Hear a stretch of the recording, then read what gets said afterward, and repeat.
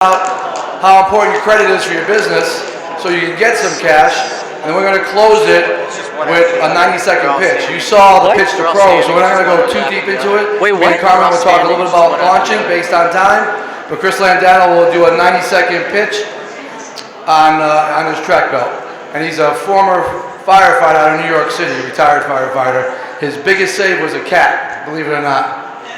All right, here's Cat. Speaking about that, here's Cat. Who's ready to talk about some money up here? I need a little excitement. $25 million, more than $25 million raised. I know you saw the screen out there that said we're going to talk about 90 seconds, but I've got something a little bit different for you. So hopefully I don't disappoint, and we're just going to be rolling with the punches. I realized as an entrepreneur, nothing surprises me anymore, so I hope that at the end of this, you've taken some notes, because I know that if you haven't taken notes, then I'm not really doing my job. So as a little bit of background, I like to say I'm a two-time accidental founder. I started a company in college with no money, no network, and I quickly lost everything to a fire. And the only reason I got back, no network, no money, nothing, I won 22 of 23 pitches is my claim to fame. And that was 6 figures in capital that I didn't have to pay back. It allowed me to do everything from retail, Amazon, even Good Morning America 4 times, all by accident. And I met so many incredible founders along the way who struggled to talk about themselves, what they do, and what they need. So after 6 years, I sold and exited that company to found Power to Pitch with the whole mission of helping founders get funded faster.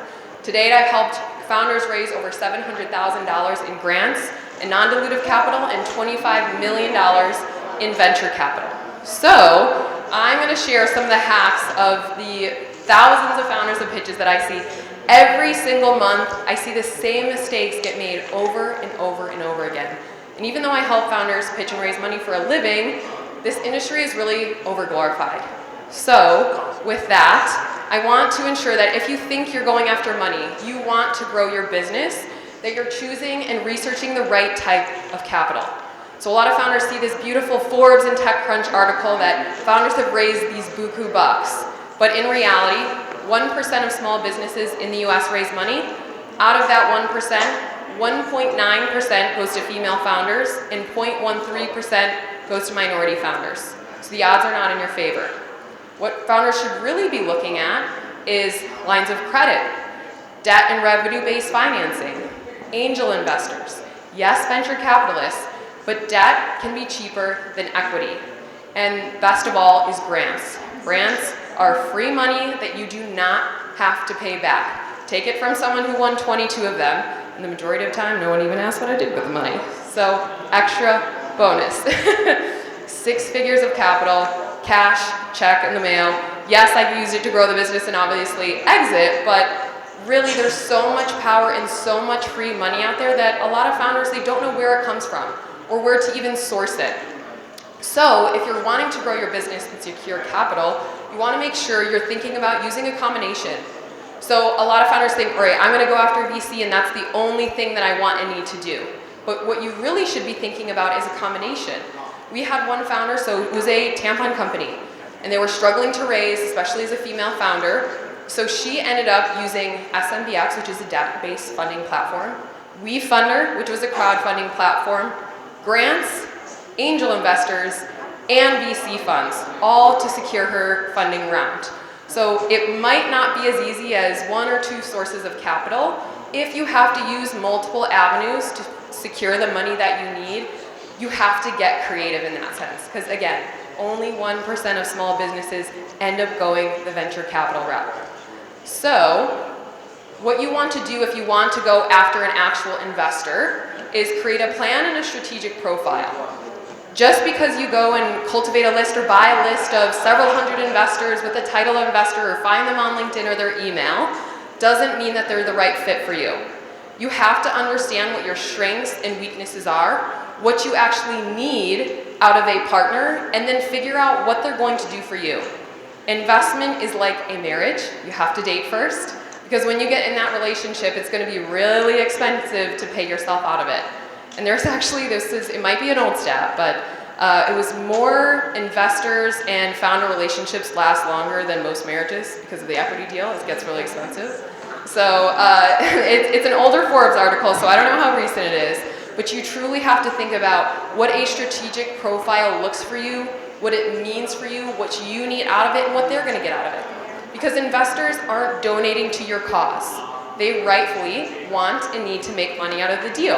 And you're supposed to be on the same team. That is the whole goal, is you find that they have strategic connections and support, and you're going to both hopefully win out big in the end. Because the only way an investor is going to make that money out is usually from some sort of exit or acquisition. So you want to think about the investor's mindset in that sense. It's not really about you when you're raising money. And one of the biggest mistakes I see founders make is they are doing this mass outreach, mass emails. And they expect that an investor is just going to jump at your email for this opportunity to get on in this deal of a needy founder. But the reality is that it can take over 6 to 9 months to receive a single check of venture capital. So as someone who has helped tons of founders in this space, I always advise relationship building over mass emails. Whenever you're personalizing something, you have to realize that investors see more bad deal flow than good. So be the good deal flow. Be strategic. Ensure that you're creating personalization. I'd rather have a founder send out 50 super targeted emails with researching the fund, figuring out where the actual strategy and support is, why it's going to be a fit for the fund, prove that you've researched that person, that you're not going to waste their time, and you have a clear ask. So when you're doing that, the investor is going to be way more likely to respond to you than this mass outreach and this random list. And I can't tell you, I get probably hundreds of LinkedIn DMs a week of someone asking if I want in on a $1 billion opportunity. Doesn't actually mean, and I don't believe them, that it's going to be a real $1 billion opportunity. I've personally invested in companies because they've taken the time to build a relationship with me. They respect my time. They've gotten to know where my strengths lie, what connections I can make, and then even if they've done a good job about the relationship side of things and maybe I don't want to invest, I'm more likely to make an intro for them, to support them and be your champion. I don't necessarily have to be an investor or a target consumer, but if you've built the relationship right, I might go introduce you to someone who is going to potentially invest in you. So don't underestimate the power of the relationship in this sense. And then you always want to start a conversation before you're ready. I have so many founders come to me in our fundraising programs and say, all right, maybe in a little bit, and I'll come back to you in a month. And then they come back to us in 3 months and say, I'm so sorry, now we're in a crunch, and I wish I started yesterday. The biggest thing I hear from founders is that I wish I was fundraising and had cash in the bank yesterday. You never know how long it might take you. We say whatever your timeline is for needing money, double it. So you want to think about your the path ahead, the money, and work backwards, and set realistic timelines and milestones for yourself, because there is never a perfect time to raise money. Between COVID, the market, different investors, money falling through, you never want to put all your eggs in one basket. There's never going to be the perfect pitch deck. The pitch deck is a living, breathing document, as we like to say. So you want to ensure that you're having conversations with investors before even you're ready to raise. You're setting expectation, and the best thing that you could do with an investor is ask what KPIs they want to see, which are key performance indicators. What metrics do you need for me to come back to you and impress you, and potentially be a part of your portfolio and fund? So that relationship, again, even if you're not ready to raise money, start asking the questions. Start figuring out what an investor needs to see from you in order to get ahead. And then another little hack is if you have a newsletter for your company and you want to post updates and you're building relationships with maybe mentors, advisors, or potential investors, you have a quarterly newsletter that outlines the details and progress, and it should be in bulleted form, and you have clear asks at the end. So you're kind of relationship building with this group on and off. Of course, you should ask them if they should be on this email list. That's another way to hack your way through this system. So I have a program that helps founders. This is the link only if you are a US-based pre-seed or seed stage company. This is the program that has helped founders raise over $25 million in grants and venture capital. Again, only if you're US based, raising between 300K to 3 million, that is our niche, and we privately support companies raising between 3 and 15 million. And I will tell you that we're not just going to look at your pitch deck, and I'll get to that in a second, but it's really, really crucial that founders understand that we're looking for 4 traits, and I talked about this a little bit on the panel yesterday.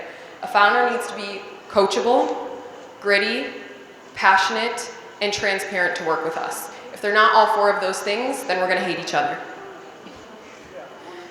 The next thing to think about is that your pitch deck is never the focus. I get another 100 DMs of people asking, can you review my pitch deck? Can you just send this to someone? Can you just fix this? Can I pay you to design it? And 100% of the time, the answer is no. Because I know that the deck is not going to sell the company. If I don't know you, if I don't know the relationship, this pitch deck is just a material thing that is a distraction. So it's a Doxon stat that the average pitch deck gets scanned in less than 2 minutes. So if you've sent some 30-page pretty document to an investor, the odds that they actually read it are slim to none. They're usually getting sent bad decks. They're not looking through it. It is a test if they ask for it, and they're scanning right through it. So you want to focus on what you want to say, the content, language, the order in which you say things first before any piece of material ever. I will take this one to my grave. I have even helped founders raise money without a pitch deck. It is supposed to be the sidekick. It is not the hero in what you're doing. Especially at the really early stages. If you're an inventor or creator, any investor is actually buying into you before what you do. And I'm going to repeat that over and over and over again. They are literally betting on you as in the horse in a way, because if you were to be given money and something were to happen with the business, what are you going to do to pivot and do right by that money? So you have to ensure that you're leading with yourself before any piece of material. And another side hint is that I always recommend a 1-pager over a pitch deck anyways, because again, the average deck is getting scanned in less than 2 minutes. You never want to stop a conversation before it even starts. I get this a lot. I'm an inventor, or I have this product, and I want to make sure I protect it. But if you try to ask an investor to sign an NDA before having a conversation, 99.9% of them will not continue and even have that conversation with you. They are getting sent thousands of deals a month. Thousands. And I can assure you that even the funds that we work with, they say, hey, a founder asked us to sign this NDA just to talk with them or see their pitch deck or any material, we won't take that meeting. The reason for that is you want to be talking about what you're doing. How is an investor supposed to know, support you, make a connections, make an introduction, unless they don't even know what you're building? So an NDA should only be asked for or used if you want to send what we call a data room, so that's more proprietary corporate, legal, or financial documentation for a company, or deep financials. You should always be willing to talk about your idea and make connections, because you never know who you're going to be in front of. So, and then another in terms of the NDA side of things, if you're sending materials that say confidential, don't send it. Make sure things are high level, easy to share, and that you're getting that initial conversation. Remember, you can always ask for it later, but at least get 15 minutes with someone to share a little bit about who you are, what you do, and what you need. So an NDA, again, not necessary at the start. And again, like I said, I was going to repeat this because you have to focus on you before what you do. That is in regards to networking. That is in regards to relationships, investors, strategic partners, and even retail partnerships. So I do pitch coaching for 25 suppliers every single quarter on top of fundraising support. And I've been doing this for 2.5 years. And I will tell you, the companies that get the deal with these big retailers work on building the relationship, focus on their capabilities, showcase that they can communicate clearly and concisely, are the ones who will get the deals, even though if they're only in a few hundred retail doors and they're up against people who are of capabilities of 10,000 plus doors.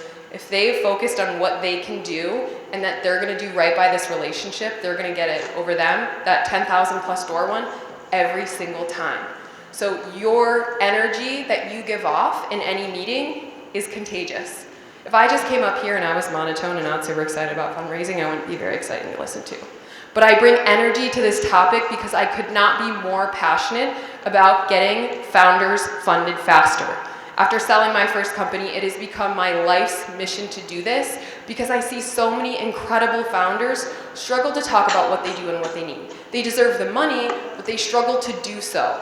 And that energy that I have towards that is contagious. And I know sometimes it's hard to do that with virtual and Zoom meetings, but you have to know that that energy that you put forth, that excitement, appreciation, gratitude, the clarity, is something that gets passed on and it's memorable. The bad is memorable, the good is memorable. But you have to ensure that you bring that to every opportunity that you have. And every meeting that you have, from investor to retailer to partner, whatever it is, you should always have a specific ask. Now this is also important if you're going after grants, non-dilutive funding, you're even building a relationship with your banker. If you do not have a specific ask, how is someone really going to know how to support you? This applies even when you have an email. Let's say, for example, you're reaching out to cold to maybe some investors, or you've been introduced and you have this long email. I'll tell you a short story. I had this one female founder who was super excited, really early stages, had asked for an introduction to someone. And I really appreciated what she was doing, and I said, all right, give me a high-level blurb so I can pass on this intro. She gave me this email, I kid you not, it was about this long on my phone. I didn't even read it. I was like, oh my God, I'm so glad I asked her for this because that would be embarrassing. So I was nice and I shortened it up for her in 3 to 5 high-level bullets to send it to my contact and send it right off. And what did she do? Reply with that same email. And my heart sank. And I knew what was going to happen because that person, out of respect to me, made an introduction, wouldn't have if she'd sent that initially, but made it to the wrong supplier. Because he didn't read that and didn't understand what the ask was. And then when you're going for money and you're raising, let's say, $1 million, and you don't understand the high-level pieces and high-level buckets in the ROI, the return on investment associated with each ask or bucket or category that you need that money for, an investor will absolutely pass. Because the confidence that they have in you and that story and those numbers is also contagious. So the more specific and clear you can be with this ask, the more likely you are to get the relationship and the money. This also applies to grants. So I just recently helped a founder win a $40,000 grant for her peanut brittle company. Nothing crazy special or proprietary, but she was able to secure a $40,000 grant. And when we initially went over her application, I saw that I had no idea what she was going to do with $40,000. If I was that grantor, I would be so confused and I would not have the confidence in her to do the most right by it. So instead, I said pick 5, let's say, high-level categories and buckets of information that you're going to do, from marketing, retail, support, whether it was inventory, high-level categories like that. And then break out the dollar value associated with that from the fundraise or the grant and associate what the return is going to be. So let's say, for example, for this particular grant, she was going to spend $10,000 on inventory. For that inventory, how many units is that going to get you? What is the retail price of that? Where is it going to be sold? And how much money are you going to make? So if I were to give you that money and do a PR story on you 1 year later, what successes could I brag about you and how I supported you? So these asks apply to a lot of different facets, but again, the more specific you can be in your ask, the more likely you are to get the money and the investment. And lastly, is to have a system for your follow-ups. I apply this to networking. I also force my founders to apply it to their investors because you have to log feedback and follow-up timing. If an investor says they're going to do something for you, you should not make them responsible for actually doing it. You should be the one to follow up out of respect for them because they're extremely busy in their time and they will appreciate that. Your system should also log feedback. So we actually, in our program, we have a system tracker. And in that system tracker, our founders have to log every piece of feedback that they get. And they're not going to respond to all of it. They're not going to like all of it, nor do they have to listen to all of it. But if they see a theme that happens in this feedback, then they know after about 3 or so times if someone has said that, that's where they need to go focus and or fix what that problem is. Because investors and everyone around you are going to have a lot of opinions about what you do, whether you're making $10,000 or $10 million, someone's always going to have an opinion. I promise you. And whether they've been in your situation or not, you want to ensure that you have this system of logging, support, and that, so I ended up getting a relationship now with Candace Nelson, who's the founder of Sprinkles and Shark Tank. She DM'd me on LinkedIn, and at first I thought someone had hacked her account because I was like, why me? And then I had followed up with her a couple times about coming and doing an event together, and I was like, okay, this seems legit. After about 6 months, I had sent at least 5 consistent follow-ups with an ask, one clear ask. We ended up coordinating an event together. She told everyone in that room, she said, Kat, the only reason we're here today is because you followed up with me. You had a system, you respected my time, and you had a clear ask. And these little bits of tracking and creating this system has changed my life and a lot of these founders' lives. So I assure you, all of these things seem really simple and really basic, but the thousands of founders that I work with, the hundreds of deals that I see, the majority, probably 99% of them, don't know these things, or they don't execute on them or apply them to their fundraise and or business.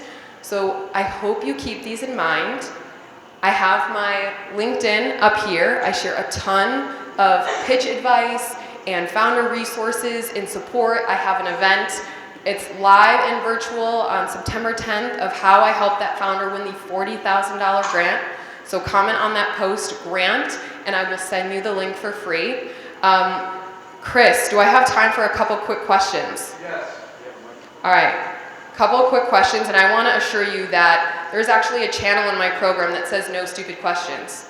I've heard it all, I've seen it all, so nothing is stupid. You don't know who you're helping in the room.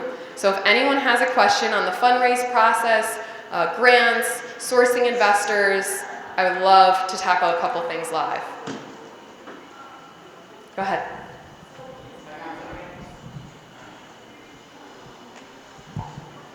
Based on grants, how do you know or how do you search for them? Because some organizations are fake in their advertising for you, like, hey, we can get you this, we can do this.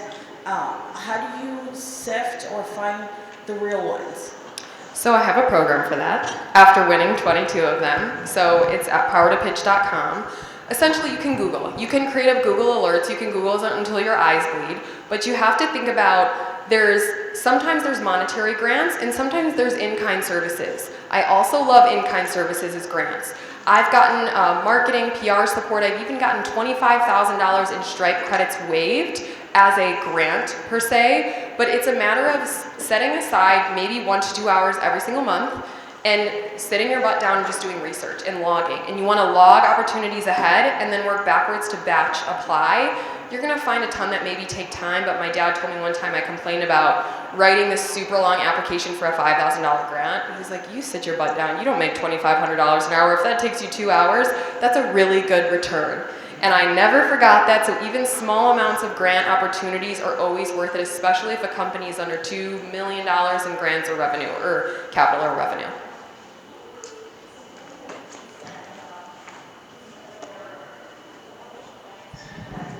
In-kind services, sure. So there's several different types of grants. You have government grants worth maybe a few $1 million, take about 9 months to secure plus.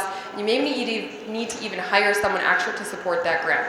It's a very long process, and it's usually a credit system, meaning that if you have an expense, you send it to them, they approve it, and they decide whether or not they want to pay you back for that.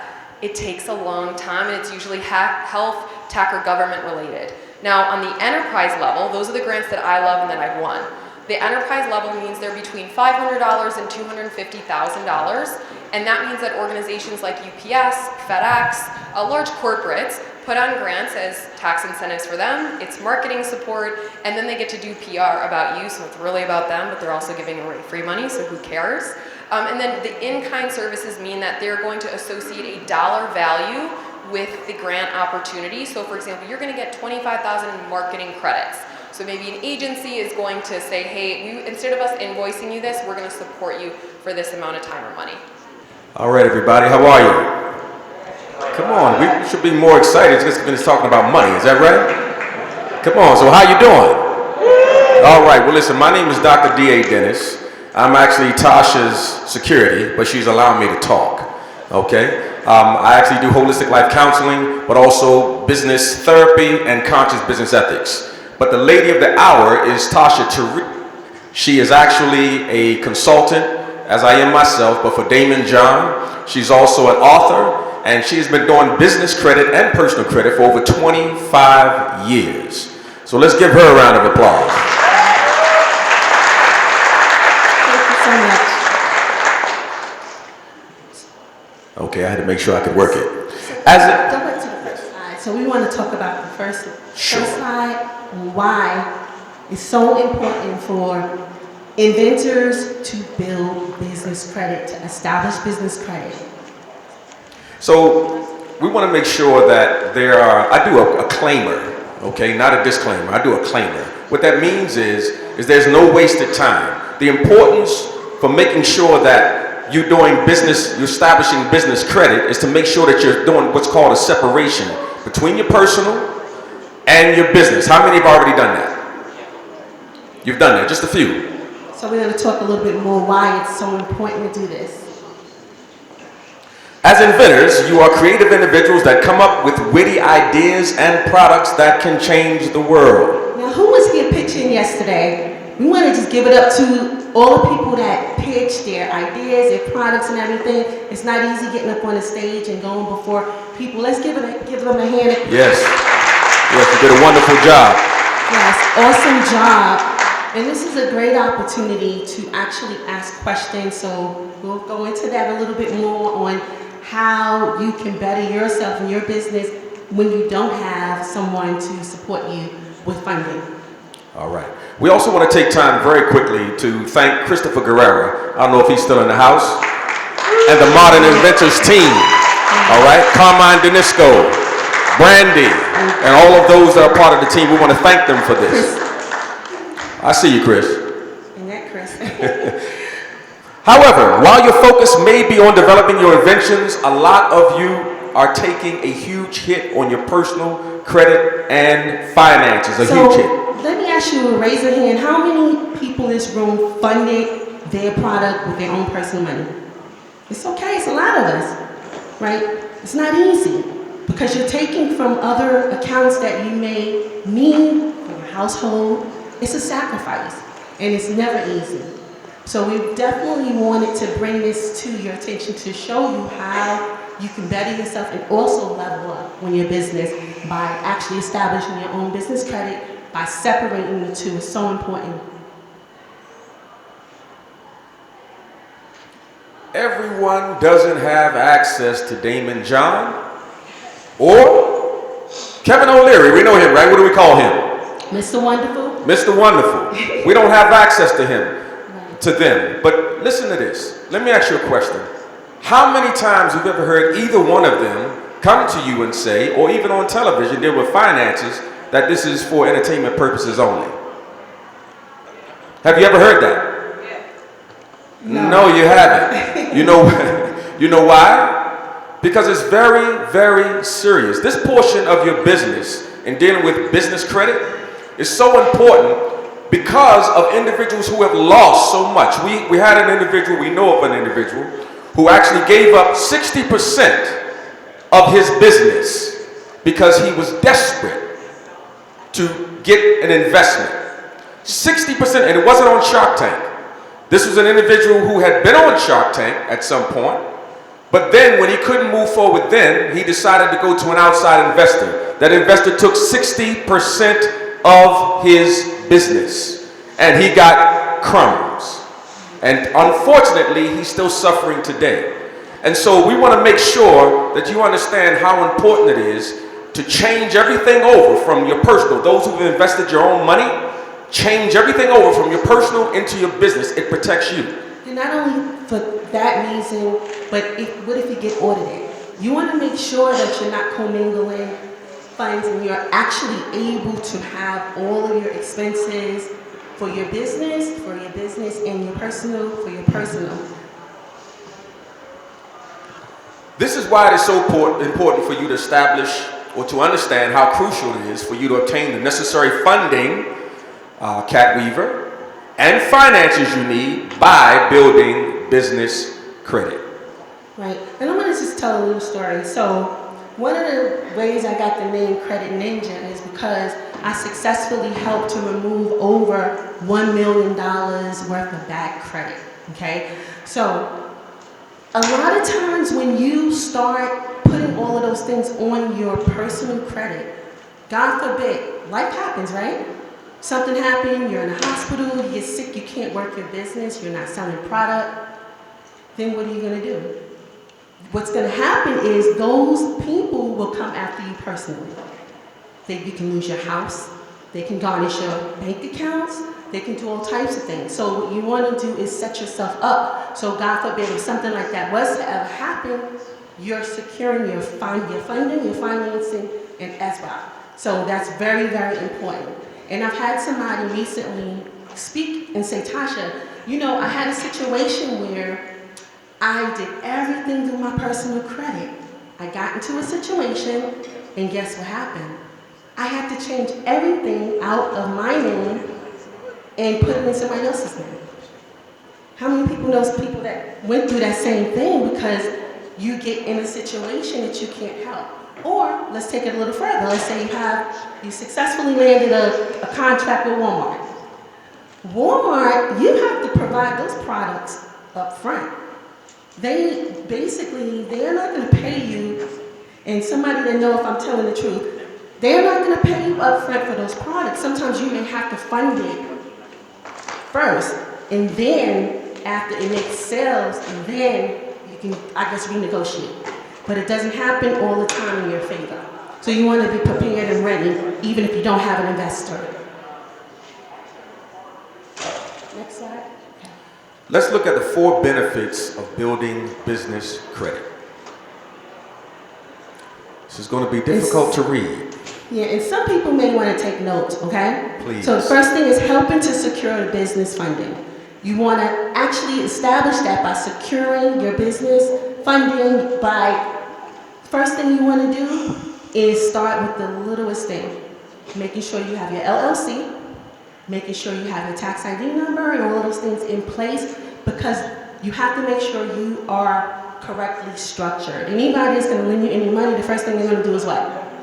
Chris's favorite word, Google me. They're going to Google you. They're going to Google your business. They're going to want to know, are you a real business? Are you operating out of your home? Sometimes you have to make sure that you're set up, your structure has to be correct. Because if not, you're not going to get the funding that you need. So your structure is basically just like your body, okay? You know, you have your skeletal structure that helps you to stand.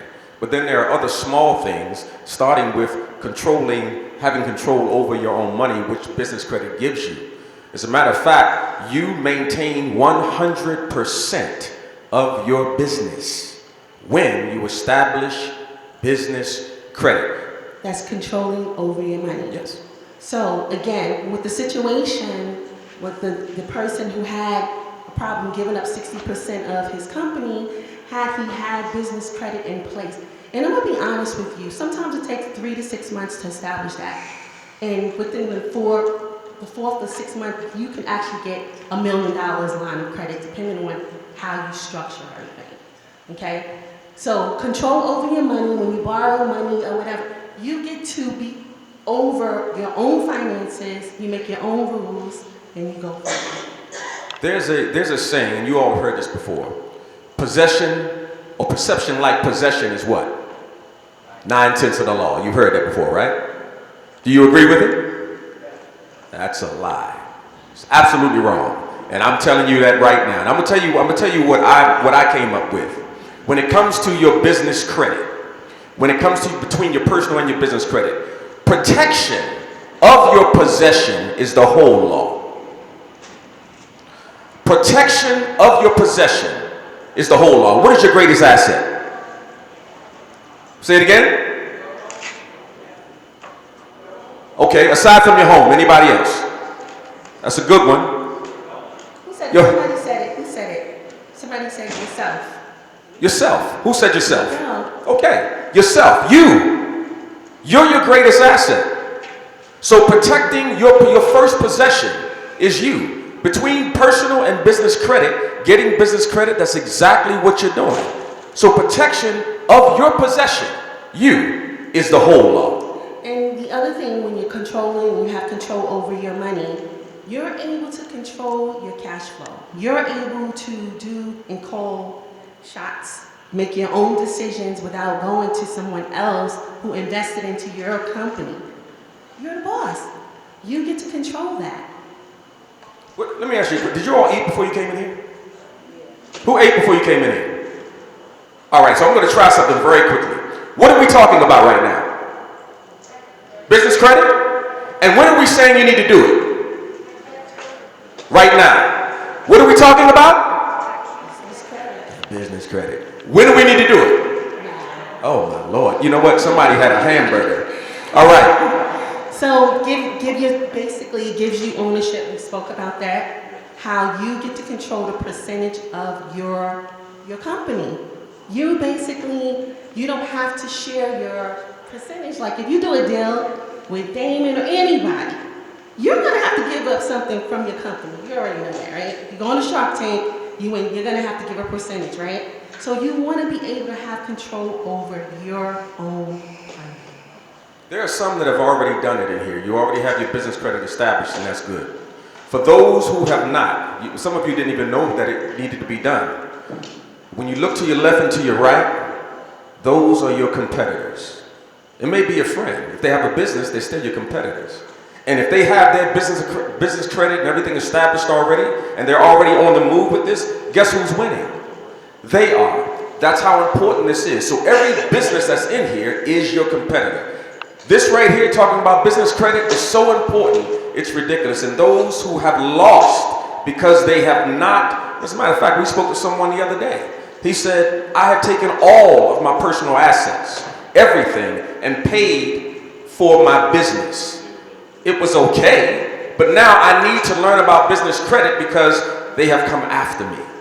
And they're coming after him right now. All right? So this is very important. Make sure you're protecting yourself. All right, so we're going to go to protecting your personal credit. So how many people know that when you sign up for, let's say, a business card, a lot of times they want you to be the personal guarantor? How many people know that? Okay, so there's a lot of accounts that you don't know that's out there where you don't have to be personal guarantor. It all falls under your business. Your tax ID number, we call it tax ID number, EIN number, that's your business social, like a business social security number. What you want to do, the first thing you want to do is you want to make sure you establish your, like I said, your LLC, most of you guys have that already, your EIN number. You want to make sure that you have a place, actually a building, an office or something, a real office, not operating out of your garage or whatever. There's certain virtual companies you can use to give you that address because you need to be structured correctly. That's the first thing, okay? The next thing is when you do that, you're going to start putting everything under that particular business. So now that business is operating as if it's its own person. Now, when you're doing your personal, if, God forbid, like I said, if something happened, you don't have to worry about them trying to take you home or garnishing your bank accounts or doing all of those other things. You don't want that.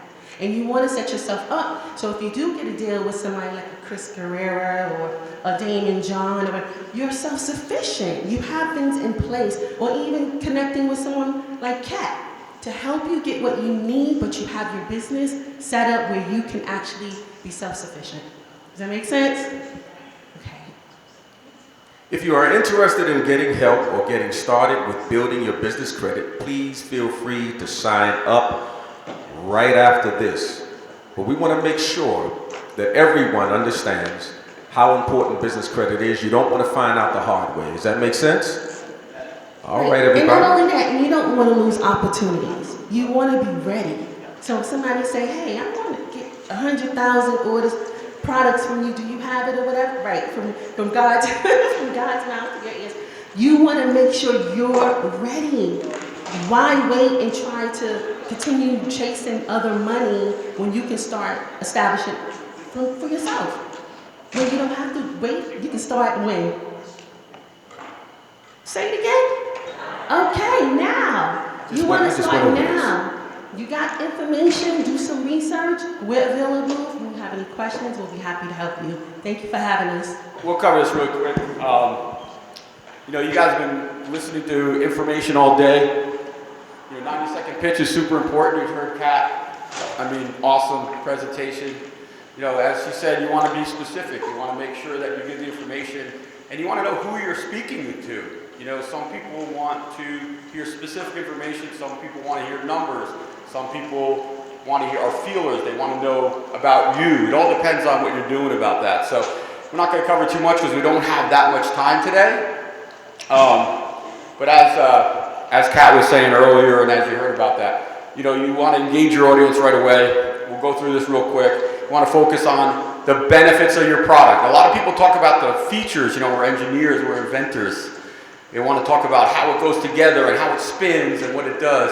But focus on the benefits, how it benefits the person who is buying your product. It's really what they want to know. The benefits, how it's going to help them.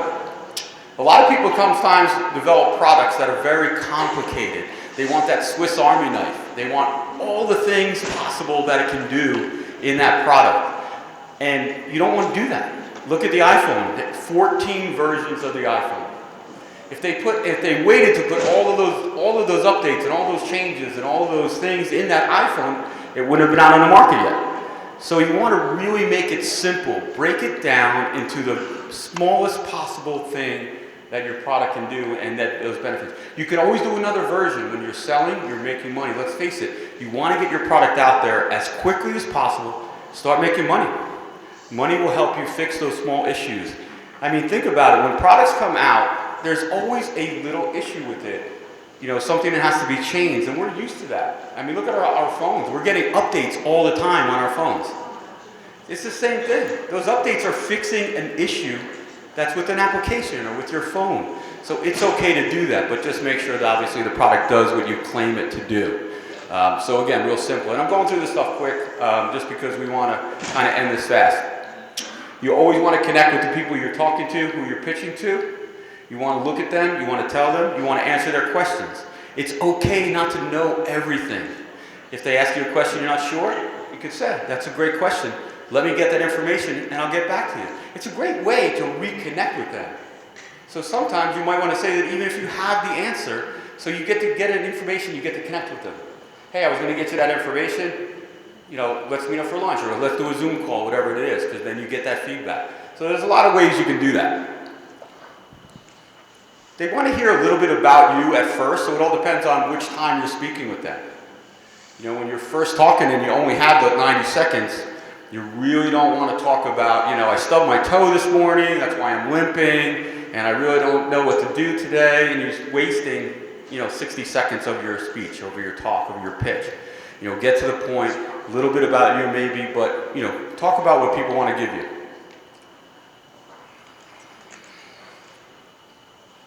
Obviously, you want to communicate, as Kat said, as clearly as possible. You want to talk about that stuff. You don't want to use technical jargon. You don't want to use synonyms and antonyms and all these long words because a lot of people either they won't hear it or they won't know what the heck you're talking about. It's just how it is. Technical jargon, sure, if you're an engineer and you want to do that, but it really might confuse people and they might not want to know. And as soon as they don't know or don't understand what you said, it kind of turns them off. So you want to do that. Obviously, we talked about the benefits. Keep the explanations, as we said, direct and as concise as possible. Don't waste too much time on a long explanation of something. Very, very important. All right, let's see what we got. Talked about that, the compelling story. And what else didn't I cover? Again, this is the fastest I've ever gone through presentation because we're going out of time.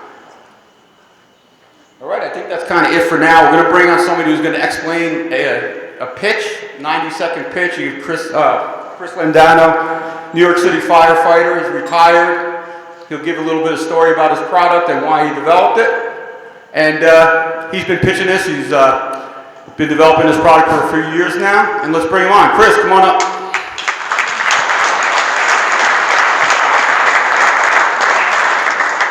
So I'll just go through the pitch really quick. Usually I have my hands free, so I'll do my best. But my name is Chris Landano. I'm from New York City. I am a retired New York City firefighter who invented this product in a building collapse rescue. Track Belt 360 is a tool belt like no other that allows you to rotate your pouches 360 degrees in either direction. You can lock it up if you don't want it to move, or you can let it move freely. So you can put it where you need it, when you need it. Like I said, I invented this in a building collapse rescue. I was trapped myself through my firefighting gear, and as I was freeing myself, I thought to myself, wow, if I could have just rotated that pouch, I wouldn't have been stuck. Many years of working on this product. As we know as inventors, this is a very long journey, but you gotta get the right people around you. My target audience are professional tradesmen, and we're also going for other markets like tactical. I'm looking to license the product, and that's like my 90-second pitch. It's pretty quick. But if I could just say on a separate note, I'm honored to be a part of the Modern Inventor team. We do these kind of events nationwide. We do a lot of shows. We help inventors from idea all the way through. Even if you've got product on the market and need to scale it, we have an amazing team. We're very dedicated, and we're all inventors, just like you. Carmine's an inventor. Chris is an inventor. Myself, Kelly. We're all inventors, and so we've been there. We don't forget where we come from, and we're here to help you. So make sure you follow us on other shows that we have coming up, and we're always around. You know, we give out our personal information, and we're here to help you make sure that you succeed, and if you succeed, then we succeed, right? So that's all I got. Everyone's tired, I'm sure.